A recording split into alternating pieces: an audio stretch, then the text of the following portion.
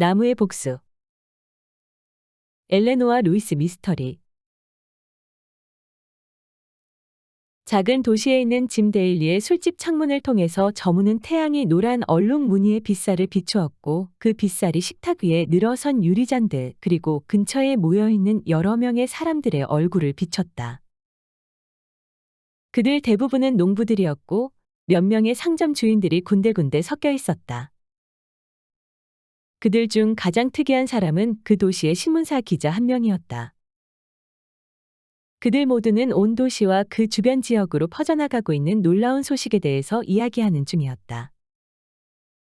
알버트 켈시의 농장에서 일하는 잡력부인 월터 스테드만이 자신의 고용주의 딸을 공격해서 살해했다는 소식이 사람들 사이에서 공포를 퍼뜨리고 있었다. 한 농부가 선언하듯 자신이 그 농장 근처를 지나가다가 그 행위가 자행되는 현장을 직접 봤다고 말하기도 했다. 때마침 근처에 있는 광산에서 일을 하다가 점심을 먹기 위해서 그 술집 안으로 들어오던 몇 명의 광부들이 그 이야기를 들었고, 그 여자를 도우러 달려가지 않았다는 그의 비겁함에 대해서 거센 목소리로 비난했다. 하지만 광부들이 스테드만이 어두운 행위를 저지르는 현장 근처에 다가갔을 때 그곳에는 다만 여자 한 명만이 죽음의 적막 속에서 누워 있었다. 그녀를 죽인 살인자는 기회를 살펴서 도망친 것이었다. 그 광부의 무리들이 켈시 농장 근처의 숲을 모두 뒤지기 시작했고, 농장의 집 근처로 다가가는 순간 집을 향해서 이상할 정도로 불안하게 걷고 있는 월터 스테드만을 발견했다. 그들이 재빨리 달려서 그를 쫓았다. 그는 금세 유치장에 갇혔지만 그는 여전히 자신이 결백하다고 주장하며 저항했다. 그는 자신 역시 기차역으로 가던 길에 그녀의 시체를 봤을 뿐이라며, 사람들이 자신을 발견했을 때의 상황은 자신 역시 농장의 집으로 가서 도움을 청하려던 것이었다고 주장했다.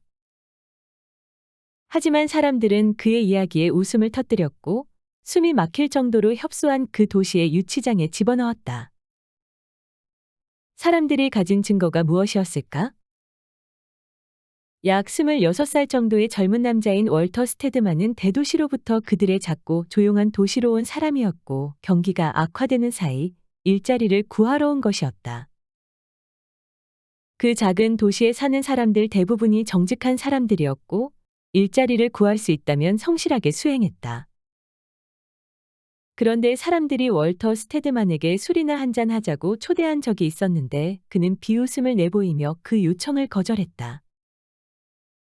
그는 도시에서 온 고약한 녀석이라고 불렸고, 다른 사람들이 많았음에도 불구하고 알버트 켈시가 그를 자신의 농장 일꾼으로 고용했을 때는 그에 대한 질투와 증오가 극에 달했다. 시간이 흐르면서 농장주의 딸인 마가렛 켈시에 대한 그의 애정에 대한 이야기가 사람들 사이에서 떠돌았다. 그 후에 부가적인 정보가 떠돌았는데, 농장주의 딸이 그를 거절했다는 것과 그녀는 평범한 농장 일꾼과는 결혼할 생각이 없다고 말했다는 것이었다. 그런 소문이 농장주의 귀에 들어갔고 월터 스테드만은 바로 해고되었다. 그리고 그의 복수가 이뤄졌던 것이다. 그 지역 사람들에게 그 정도의 증거라면 그를 유죄라고 선언하기에 충분했다.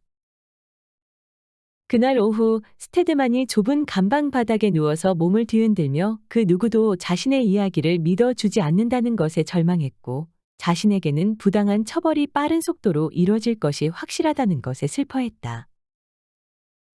그 순간 불량배 하나가 화물차에 타고 도시에서 몇 킬로미터 떨어진 지점을 빠르게 달리는 중이었다. 그 자신이 저지른 범죄의 현장 근처를 지나가면서 그는 그 범죄의 그림자가 영원토록 자신 위에 드리울 것을 알았다. 그가 갇힌 감옥의 아주 작은 창문을 통해서 월터 스테드만은 저물어가는 노을을 배경으로 천국이 붉은 섬광을 뿜으며 전조처럼 다가오는 것을 보았다.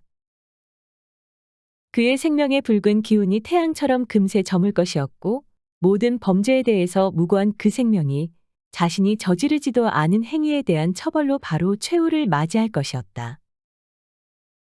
그의 마음을 휩쓸고 지나간 모든 이미지들 가운데서 가장 두드러진 것은 그가 처음 마가렛 켈시를 발견했을 때 그녀가 누워있던 장면이었다. 살인자의 손이 얼마 전 떠난 시체의 이미지가 그것이었다. 하지만 보다 따뜻하고 사랑스러운 성격을 가진 장면도 있었다. 그가 농장에서 좀 더 높은 직위로 승진할 때까지 자신과 마가렛이 그들만의 비밀을 지키려고 노력했던 모습도 떠올랐다. 그가 좀 더 높은 직위를 가지게 된다면 그녀의 아버지가 보일 적개심에 대한 두려움에 연연하지 않고 그녀와의 결혼을 허락해달라고 요청할 수 있으리라는 것이 두 사람의 생각이었다. 그리고 켈시의 농장 뒤쪽 숲속에서 두 사람이 은밀하게 만난 그날 오후의 이미지가 떠올랐다. 그리고 그들이 막 헤어지려던 순간 월터는 근처에서 발걸음 소리를 들었다. 그리고 그가 재빨리 고개를 돌리자 사악함에 가득 차서 잔뜩 찡그리고 사리를 드러내는 얼굴이 덤불 사이에서 그들을 노려보고 있었다. 그를 그 얼굴을 향해서 다가갔다. 하지만 그 얼굴의 주인은 황급히 그 자리를 벗어났다. 그러나 마을 사람들이 퍼뜨린 소문이 그들의 사랑을 오해하게 만들었다. 그리고 알버트 켈시가 두 사람의 비밀스러운 만남에 대해서 알게 되었고 그는 곧바로 월터 스테드만을 해고했다. 그것을 알려준 사람은 나중에 불량배들의 우두머리로 알려진 남자였다. 그 이후 마을 사람들은 젊은 스테드만이 그녀에게 정신으로 청혼을 했고 거절당했다고 믿게 되었다. 하지만 정의는 잘못된 길을 가고 있었다. 사실 정의는 예전에도 셀 수 없이 많은 순간 오도되었고 앞으로도 계속 그럴 것이다. 무고한 사람이 심지어는 재판 과정을 거치지도 않고 교수형이 처해질 예정이었다. 그러는 사이 진짜로 유죄인 사람은 자신이 가고자 하는 곳으로 자유롭게 움직이고 있었다.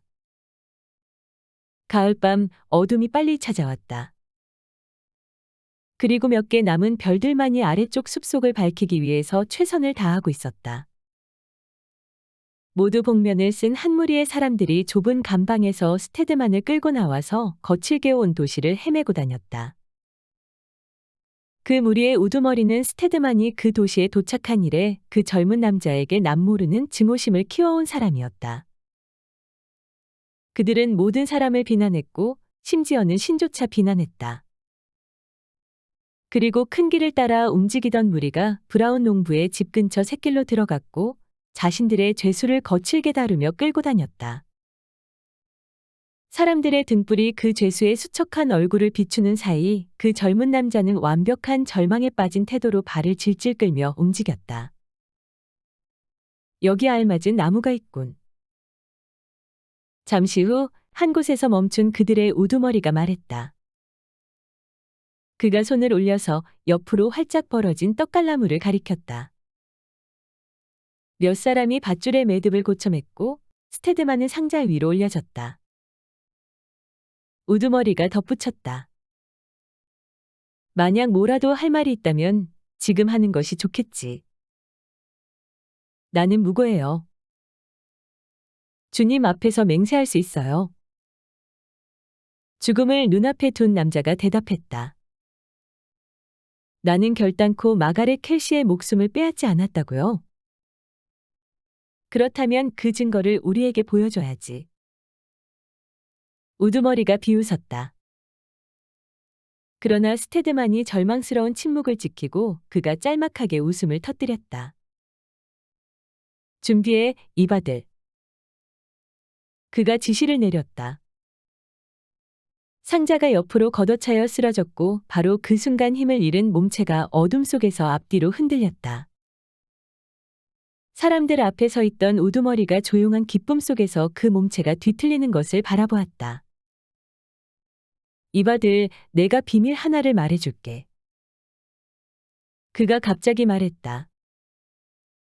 나도 그 죽은 불쌍한 여자를 죽이려고 생각하고 있었어. 아주 작은 기회만 있었다고 해도 나는 이를 저질렀을 거야. 하지만 그가 그 작은 기회를 가져갔군. 다시 침묵이 흘렀다. 이제 그는 이 땅으로 돌아올 거야. 밧줄을 끊으라고, 이 친구들아.